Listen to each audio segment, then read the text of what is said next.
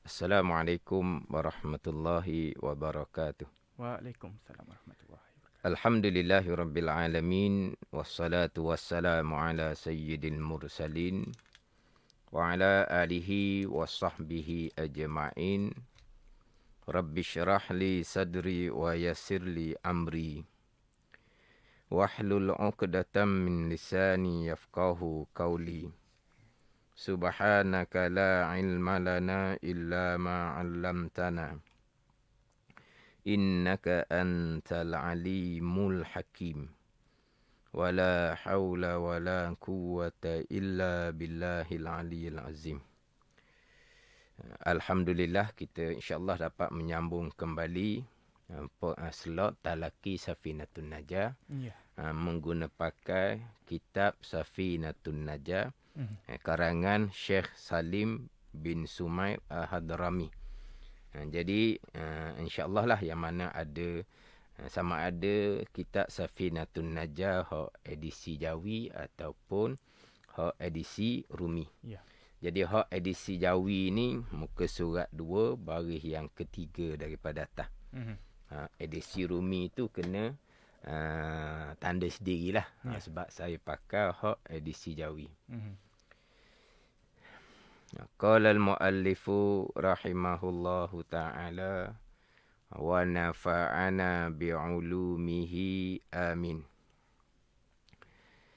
Wa sallallahu ala sayyidina Muhammadin khatamin nabiyyin wa alihi wa sahbihi ajma'in. Wa sallallahu ala sayyidina Muhammadin khatamin nabiyyin. Terjemahan dia di bawah tu. Dan mudah-mudahan memberi rahmat oleh Allah Subhanahu wa ta'ala atas penghulu kami Nabi Muhammad yang kesudah-sudahan daripada segala nabi-nabi. Jadi kitab akan memulai dengan Bismillahirrahmanirrahim. Kemudian disusuli dengan Alhamdulillah. Ya. Kemudian pergi kepada selawat dan salam ke atas junjungan besar Nabi Muhammad sallallahu alaihi wasallam. Kerana nak menzahirkan kesyukuran kita, terima kasih kita kepada junjungan besar Nabi Muhammad sallallahu alaihi wasallam yang bawa agama kepada kita, yang mana dengan agama yang dibawa oleh Nabi sallallahu alaihi wasallam memberi kejayaan, kebahagiaan, keselamatan kita di dunia dan juga di hari akhirat. Jadi untuk menunjukkan terima kasihnya kita kepada Nabi sallallahu alaihi wasallam, jadi selepas memulai dengan menyebut nama Allah, selepas daripada memanjatkan kesyukuran kepada Allah, disusuli dengan doa, selawat dan salam kepada Nabi sallallahu alaihi wasallam. Jadi terjemahan di bawah tu, dan mudah-mudahan memberi rahmat oleh Allah Subhanahu wa ta'ala. Dan mudah-mudahan ni doa lah ni, mudah-mudahan ni. Kalau hak Rumi itu diterjemah dengan semoga Allah Ta'ala. Semoga tu pun doa. Ya. Dia, kalau kita balik kepada bahasa Arab, wasallallahu ni, dan telah memberi rahmat oleh Allah. Wasallallahu, dan telah memberi rahmat oleh Allah Subhanahu wa ta'ala. Dia kalau kata doa, mudah-mudahan doa, dia Allahumma salli ala sayyidina Muhammad. Allahumma salli, ya Allah, berahmatlah oleh kamu. Itu barulah berbentuk kita doa. Moga-moga Allah Ta'ala memberi rahmat kepada Nabi sallallahu alaihi wasallam. Adapun wasallallahu, kalau ikut makna asal dia, dan telah memberi rahmat. Bukan minta supaya Allah beri rahmat. Dia datangkan dengan fi'il madhi. Jumlah fi'liyah dan telah memberi rahmat oleh Allah. Bukan berbentuk doa. Jadi kenapa terjemahan dia mudah-mudahan? Satu lagi pula. Satu lagi, terkadang kita berselawat dengan wassalatu wassalamu ala sayyidina Muhammad. Tu ni selawat dan salam juga tu dengan jumlah ismiyah, dengan mubtada khabar. Wassalatu wassalamu. Kalau terjemahan dia juga bermula selawat dan salam turun kedua-duanya ke atas Nabi sallallahu alaihi wasallam. Wasallallahu telah birahmat. Wassalatu wassalam dan bermula rahmat dan salam pun tidak berbentuk permohonan doa. Yang berbentuk permohonan doa ni Allahumma. Sebagaimana selawat kita di dalam sembahyang selepas daripada kita membaca tasyahud. Selepas kita membaca tasyahud, membaca tahiyat tu kan, kita pun Allahumma salli ala sayyidina Muhammad wa ala ali sayyidina Muhammad. Allahumma, tu baru doa. Kalau wasallallahu, terjemahan asal dia telah memberi rahmat oleh Allah. Wassalatu wassalamu dan bermula rahmat dan salam. Tapi di sini kenapa wasallallahu tu diterjemah dengan mudah-mudahan doa? Dia begini. Walaupun didatangkan dengan wasallallahu berbentuk cerita Allah memberi rahmat. Wassalatu wassalam pun cerita. Tapi maknanya sama dengan Allahumma salli wasallim. Sama dengan makna dia doa. Dari segi lafaz dia cerita khabariyah lafzan. Tapi makna dia doaiyah maknan. Dari segi maknanya doa. Walaupun didatangkan selawat bukan berbentuk doa. Tapi maknanya adalah doa. Jadi wasallallahu pun dengan makna mudah-mudahan birahmat oleh Allah. Kalau berselawat dengan wassalatu wassalamu, sama juga mudah-mudahan birahmat oleh Allah Ta'ala. Bukan hanya Allahumma salli wasallim sahaja dengan makna doa. Bahkan wasallallahu pun dengan makna doa. Wassalatu wassalamu pun dengan makna doa. Sebab itulah ni. Biasa kalau kita berdoa. Kita berdoa. Kita mulakan dengan bismillah. Kita susuli dengan alhamdulillah. Kemudian kita pun wassalatu wassalamu ala rasulillah wa ala alihi wa sahbihi wasallam semua. Kita kalaulah doa tu imam.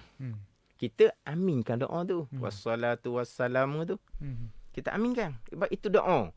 Bukan nanti Allahumma barulah kita amin. Bukan. Wassalatu wassalamu di awal doa tu doa dah. Jadi kita sunat kata amin. Kemudian Allahumma tu imam ni. Allahumma dinutup pula doa dengan wasallallahu ala sayyidina Muhammadin wa ala alihi wa sahbihi wasallam. Kita pun amin. Sebab apa? Tu doa. Di awal kita selawat dengan wassalatu wassalamu. Biasalah. Di akhir biasa selawat dengan wassallallahu ala sayyidina Muhammad. Kita ni makmum, kita aminkan. Sebab apa? Sebab itu adalah doa. Mudah-mudahan semoga Allah Ta'ala memberi rahmat kepada Nabi sallallahu alaihi wasallam. Sebab tu dia terjemah ni kan. Ni terjemah molek lah ni. Dan mudah-mudahan. Biasa kita tak terjemah mudah-mudahan.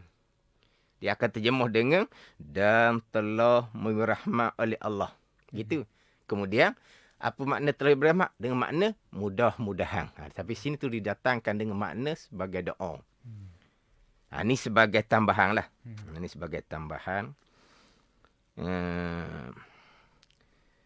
Tu imam. ketika dia membaca kunut, sebahagiannya tu imam membaca kunut subuh dengan kuat. Sebahagiannya perlahan. Macam gitu. Ya. Itu satu pandangan lah. Kita cerita pandangan yang biasa di tempat kita pakai. Ya. Jadi, permulaannya, Allahumma hdina fi man hadait wa afina fi man afait. Tu imam biasanya dia baca dengan kuat. Ya. Sebab apa? Di situ adalah doa permohonan kepada Allah Subhanahu wa taala. Kemudian fa innaka taqdi wa la yuqda alaik tu.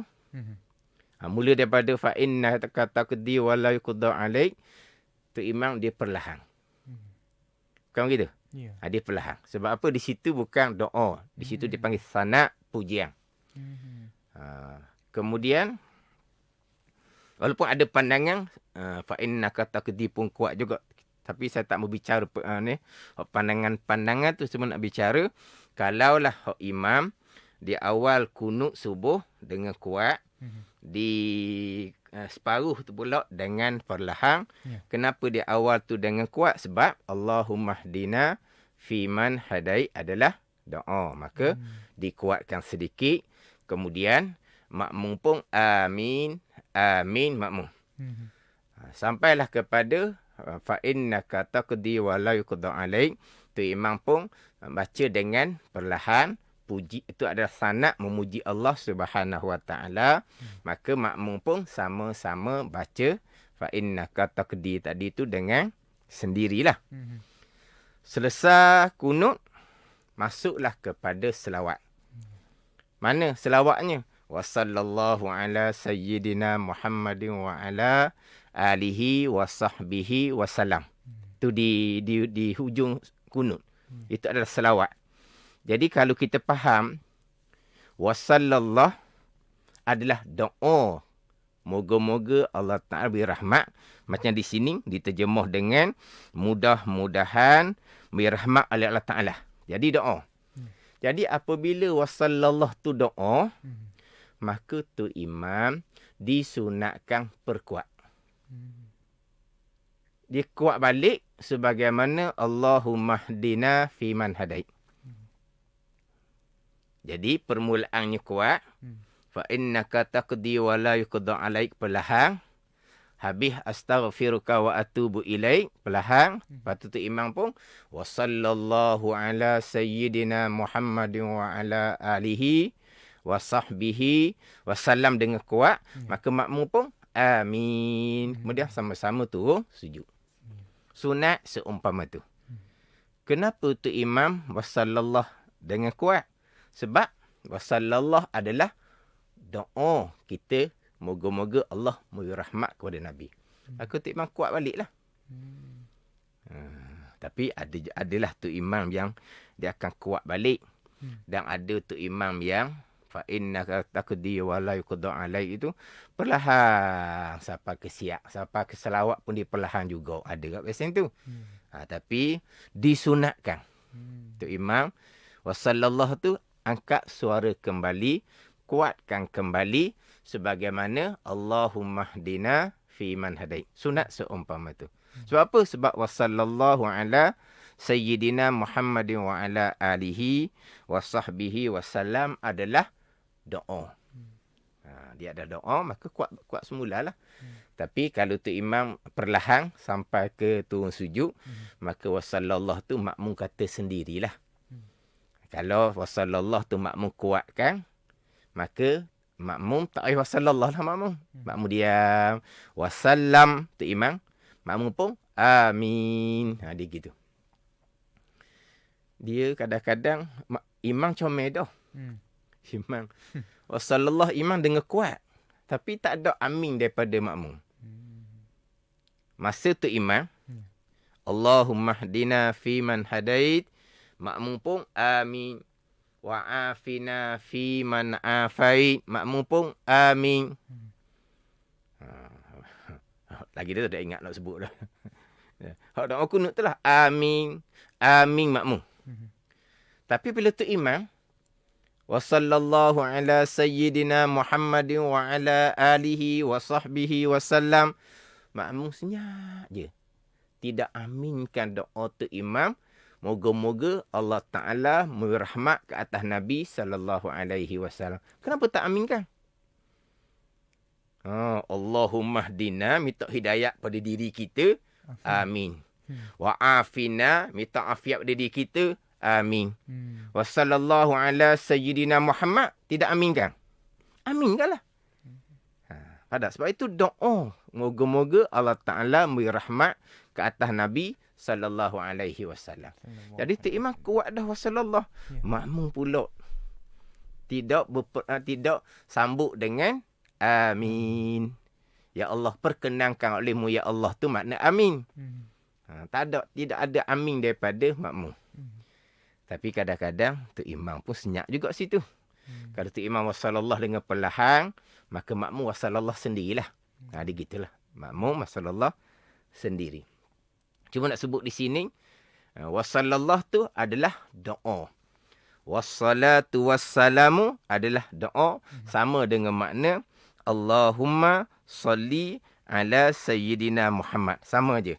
Walaupun dari segi lafaz tu, lafaz berbentuk cerita, tapi makna berbentuk doa. Mudah-mudahan birahmat oleh Allah Ta'ala.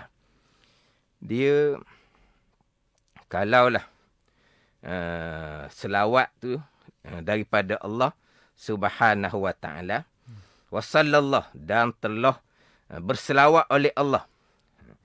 Apa makna dan telah berselawat oleh Allah Subhanahu wa Ta'ala? Makna berselawat oleh Allah dengan makna Allah memberi rahmat. Dia, Allah berselawat. Para malaikat berselawat. Yang kita biasa dengar di khutbah yang kedua tu lah, hari Jumaat tadi. Kan Tok Khatib dia baca ayat Al-Quran. Inna Allaha wa malaikatahu yusalluna 'alan nabi. Ya ayyuhallazina amanu sallu 'alaihi wa sallimu taslima. Kadang-kadang Tok Khatib ayat tu dia terjemah.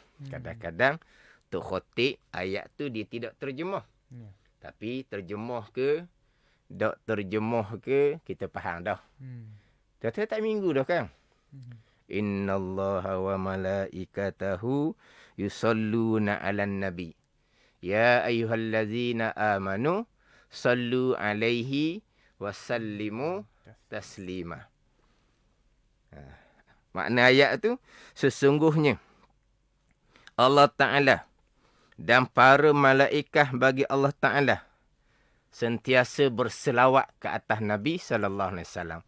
Apa makna Allah berselawat? Dengan makna Allah sentiasa memberi rahmat ke atas Nabi sallallahu alaihi wasallam. Kemudian apa makna malaikat berselawat ke atas Nabi? Dengan makna malaikat meminta keampunan kepada Nabi sallallahu alaihi wasallam. Jadi kalau selawat daripada malaikat adalah dengan makna Allah memberi rahmat. Allah sentiasa memberi rahmat. Kalau kata selawat daripada malaikat dengan makna malaikat sentiasa berdoa kepada Allah Subhanahu wa Ta'ala. Kalau kata malaikat minta ampun pun, Rasul maksum tak ada dosa. Minta ampun buat apa? Untuk mengangkat darajah Nabi sallallahu alaihi wasallam. Maknanya kalau selawat itu daripada Allah dengan makna Allah memberi rahmat. Kalau selawat tu daripada malaikat dengan makna malaikat mendoa keampunan kepada Nabi. Sama juga kalau selawat daripada kita. Daripada jin dan manusia dengan makna kita memohon kerahmatan ke atas Nabi kepada Allah Subhanahu wa Ta'ala. Sebagaimana kadang-kadang Tok Khatib dia baca ni hadis tu. Man shalla alayya wahidah sallallahu alaihi biha asyara. Barang siapa selawat atasku sekali, nasib Allah Ta'ala akan berselawat ke atasnya 10 kali. Apa makna Allah berselawat ke atas orang yang berselawat ke atas Nabi SAW sekali? Dengan mana Allah memberi rahmat kepada orang yang berselawat tadi 10 rahmat. Man shalla alayya wahidah. Nabi kata, Sesiapa yang berselawat ke atasku sekali. Sallallahu alaihi biha asyra. Berselawat oleh Allah Ta'ala atasnya 10 kali selawat. Mana apa? Allah memberi rahmat. Mana Allah memberi rahmat 10 kali ke atas orang yang berselawat kepada Nabi SAW sekali. Itu makna selawat daripada Allah Subhanahu Wa Taala. Kalau kata malaikat berselawat, makna malaikat minta doa keampunan. Jadi di sini ni diterjemah wasallallahu dengan bahawa memberi rahmat oleh Allah. Itu selawat daripada Allah Subhanahu Wa Taala. Jadi selain daripada kita ni terjemahkan selawat dalam kitab ni, kita gilah pula kepada amalan-amalan kita. Kita berselawat, Allah berselawat, malaikat berselawat, apa makna? Mana hak dalam kitab ni, hak dalam kitab ni lah. Tadi kita pergi kepada selawat ketika membaca kunut subuh. Kita cerita bab selawat. Apa? Tambahan apa? Selingan. Tambahan pula kita ni hari Jumaat. Kita hari Jumaat ni sangat-sangat dituntut. Kita memperbanyakkan selawat ke atas Nabi sallallahu alaihi wasallam. Sangat-sangat dituntut. Sentiasa dituntut berselawat ke atas Nabi sallallahu alaihi wasallam. Lebih-lebih lagi malam dan juga siang hari Jumaat. Sentiasa dituntut berselawat ke atas Nabi sallallahu alaihi wasallam. Lebih-lebih lagi malam dan juga hari Jumaat. Kita dituntut memperbanyakkan selawat ke atas Nabi sallallahu alaihi wasallam. Sebab tu dalam kitab di antara amalan hari Jumaat yang disunatkan kita, yang khusus dengan malam dan hari Jumaat, di antaranya membaca surah Kahfi. Di antaranya memperbanyakkan selawat ke atas Nabi sallallahu alaihi wasallam. Kena banyak. Malam dan hari Jumaat. Sehingga kan kita maklumlah, selebih-lebih zikir adalah membaca Al-Quran. Selebih-lebih zikir membaca Al-Quran. Tetapi kalaulah malam dan hari Jumaat, lebih selawat lagi daripada membaca Al-Quran. Melainkan Al-Quran yang ada kelebihan khusus pada hari Jumaat. Selebih-lebih zikir membaca Al-Quran. Tapi kalau malam dan hari Jumaat, lebih selawat lagi daripada zikir-zikir yang lain dan lebih selawat daripada membaca Al-Quran. Yang tidak datang warid daripada Nabi, yang khusus Quran ni dibaca pada hari Jumaat. Kalaulah Quran ni khusus untuk baca hari Jumaat, macam suratul Kahfi, maka afdal suratul Kahfi lah daripada selawat. Dia ada lagi beberapa surah yang ada kelebihan dia, kita baca pada malam dan juga hari Jumaat. Macam surah Al-Imran, macam surah Hud, macam surah Hamim Dukhan. Itu ada kelebihan khusus tu. Baca pada malam dan juga hari Jumaat. Maka Quran surah yang ada datang daripada Nabi secara khusus baca hari dan malam Jumaat, maka Quran ni lebih daripada selawat. Tapi kalau surah-surah yang lain, lebih selawat lagi daripada membaca Al-Quran malam dan juga siang hari Jumaat. Sebab itulah Tok Khatib sentiasa berpesan. Di khutbah yang kedua, Tok Khatib sentiasa berpesan supaya memperbanyakkan selawat ke atas Nabi sallallahu alaihi wasallam. Tapi oleh kerana tiap-tiap minggu ni kita jadi apa? Kali. Dah kan? Baru dua tu kan? Supaya di hari yang berbahagia, hendaklah perbanyakkan selawat ke atas Nabi sallallahu alaihi wasallam. Tapi kita ni dengar masuk tinggal kanan, keluar tinggal kiri. Bukan ayat Al-Quran tadi. Ayat Quran tadi, innallaha wa malaikatahu yusalluna 'alan nabi tu. Ya ayyuhallazina amanu sallu alaihi wasallimu taslima. Quran perintah supaya wahai orang-orang beriman, berselawatlah kamu ke atas Nabi. Quran perintah tu kan. Anak makmum hok dengar khutbah jemaah ni, seorang budak selawat. Kan ayat tu kan, innallaha wa malaikatahu yusalluna 'alan nabi.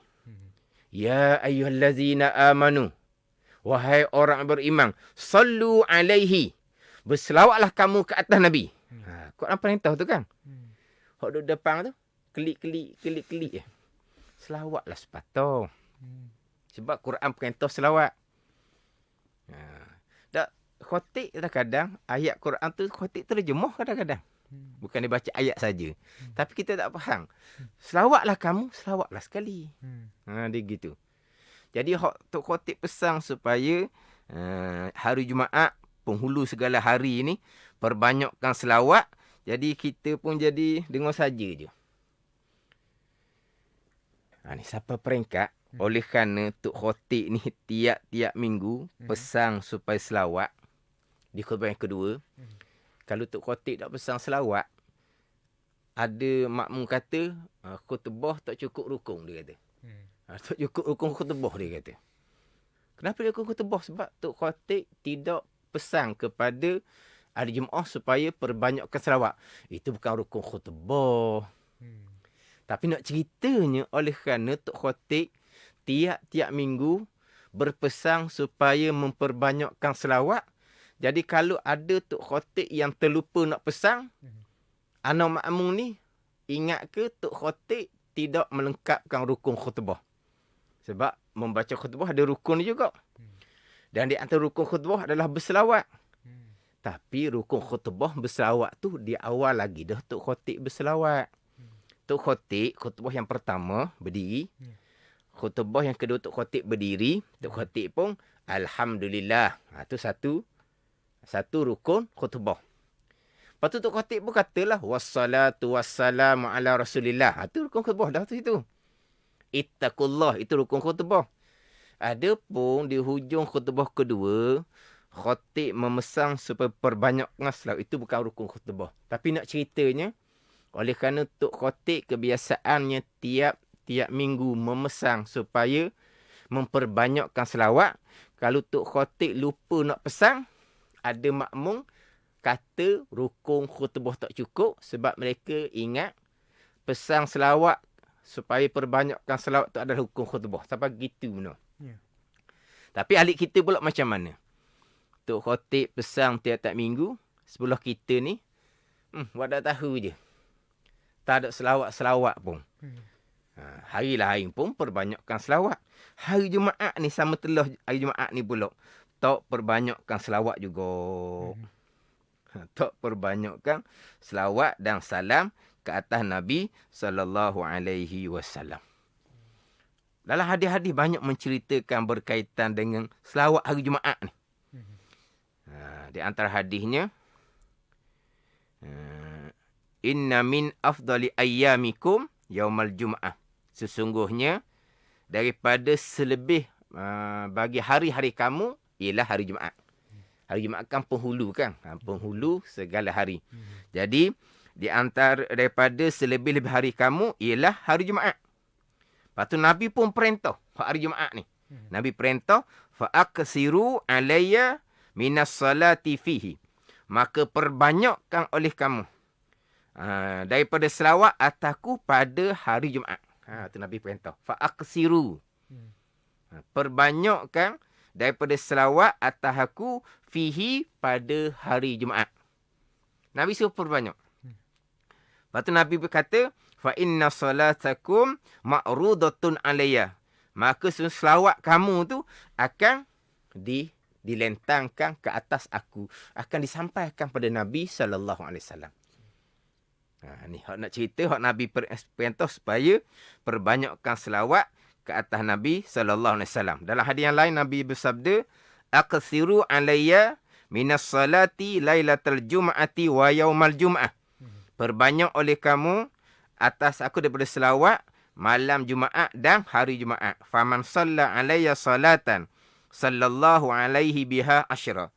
Maka sesiapa yang selawat ke atasku sekali, nescaya akan bersalawat oleh Allah atasnya 10 kali. Nescaya Allah Ta'ala akan beri rahmat ke atas mereka yang selawat atas Nabi sekali. Allah Ta'ala beri rahmat 10 kali. Tapi nak ceritanya, hari Jumaat, malam Jumaat sama telah lah. Dituntut kita memperbanyakkan selawat ke atas Nabi sallallahu alaihi wasallam. Tadilah sampai ke dengan membaca Al-Quran pun lebih selawat. Melainkan Al-Quran suratul Kahfi. Itu lebih daripada selawat. Al-Quran Al-Imran, surah Hud, surah Hamid Dukhan. Itu lebih afdal daripada selawat. Tapi kita cerita ni, kata afdal selawat hari Jumaat ni, kita tengok masa lah pulaknya. Kalau kata lepas mayang, malam Jumaat ke, pagi Jumaat ke, afdalnya berwirid. Faham tak ni? Tapi secara umumnya, hari dan malam Jumaat, afdal selawat. Afdal ni dia ada masa-masa pula. Faham tak ni? Macam saya sebut tadilah, selebih dari zikir adalah membaca Al-Quran secara umum. Secara itlak, tak kait dengan hari apa, tak kait dengan malam apa. Selebih-lebih zikir adalah membaca Al-Quran. Tapi kalau lepas mayang, afdal kita berwirid. Dengan istighfarnya, dengan Allahumma antas salamnya, dengan ayat kursinya, dengan tasbih subhanallah, tahmid alhamdulillah, takbir Allahu akbar. Itu lebih afdal sebab masa dia. Faham tak ni? Walaupun kita kata secara umum, membaca Quran adalah selebih-lebih zikir.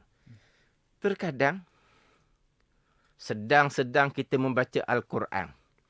Terkadang, sedang-sedang kita berselawat.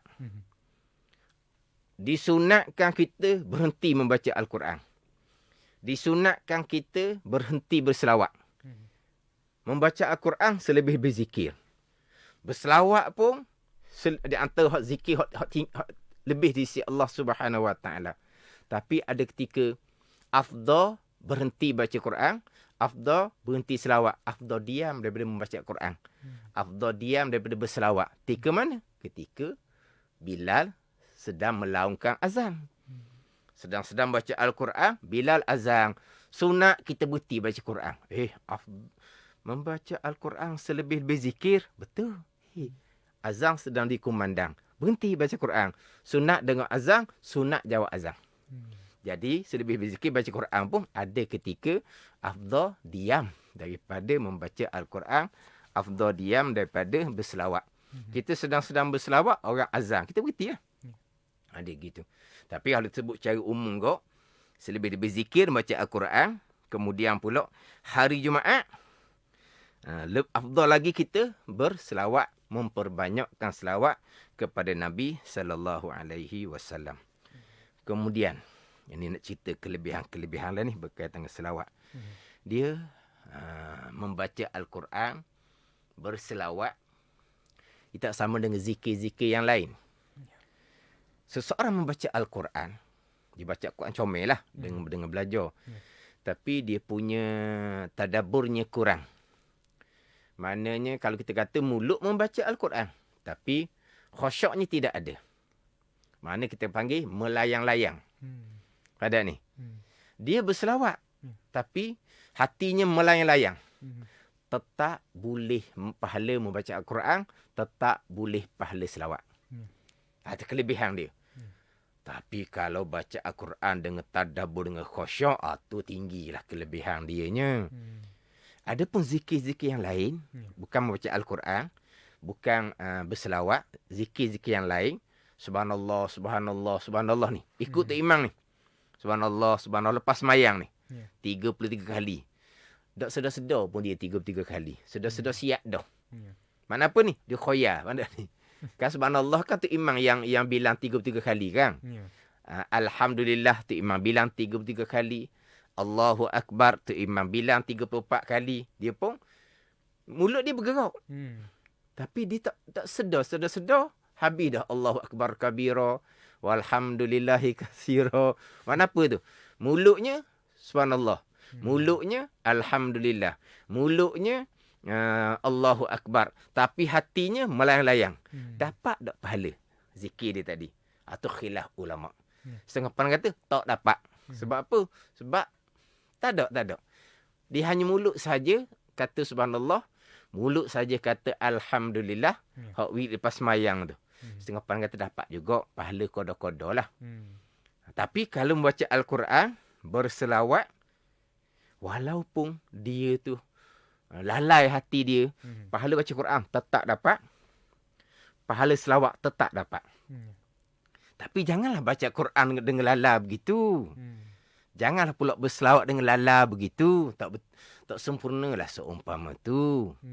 Tapi mana cerita ni beza antara zikir dengan antara zikir membaca Quran, zikir dengan selawat, nak panggil zikir-zikir yang lain. Mana lebihnya membaca Al-Quran dan lebihnya berselawat.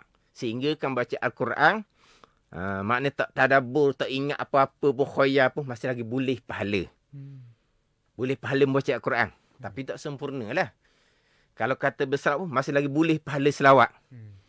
Nak cerita kelebihan membaca Quran dan juga kita bicara sekarang ni adalah berkaitan dengan kelebihan berselawat ke atas Nabi SAW sama telah pula hari dan juga malam Jumaat. Berselawat ke atas Nabi SAW ni pahalanya tidak akan pahalanya tidak akan dihapuskan oleh Allah Subhanahu Wa Taala dengan sifat-sifat kecelaan. Sebab sifat-sifat kecelaan ni sebagai contoh, sifat kecelaan takabur. Sifat kecelaan takabur membatalkan pahala-pahala amalan kita. Amalan kita tak batal. Amalan kita tak batal. Tapi batal pahala amalan. Contohnya asap tadilah.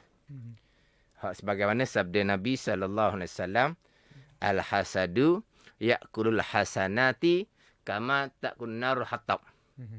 Maknanya sesungguhnya hasad memakan pahala kebajikan kita sebagaimana api makan kayu api yang kering. Maknanya kita buat ibadat lah, kita buat ibadat. Tiba-tiba kita hasad kepada seseorang. Maka hasad tadi membatalkan pahala kebajikan kita. Pahala kebajikan selawat tidak akan terbatas sama sekali. Walaupun dengan sifat hasad. Sifat hasad dia tu dosa besar lah. Pandai ni? Dosa besar lah sifat hasad dia tu. Tapi sifat hasad ni bukan hanya dosa besar. Dia membatalkan pahala kebajikan. Tapi pahala kebajikan selawat tidak akan terbatal dengan sifat hasad. Sebab apa? Sebab memuliakan Nabi SAW yang kita doakan supaya Allah Ta'ala beri rahmat kepada Nabi SAW. Ada ni. Dia terbatal pahala selawat hanyalah dengan murtad. Wa'liyazabillah. Kalau seseorang tu murtad, wa'liyazabillah, maka terbatallah pahala selawat tu. Tapi kalau dengan sifat-sifat kecelaan, dosa besar hasad contohnya, tidak membatalkan pahala selawat. Nak cerita besarnya kelebihan kita memperbanyakkan selawat ke atas Nabi SAW. Orang yang yang akan dapat syafaat Nabi SAW adalah orang yang sentiasa mengucapkan selawat dan salam ke atas Nabi SAW.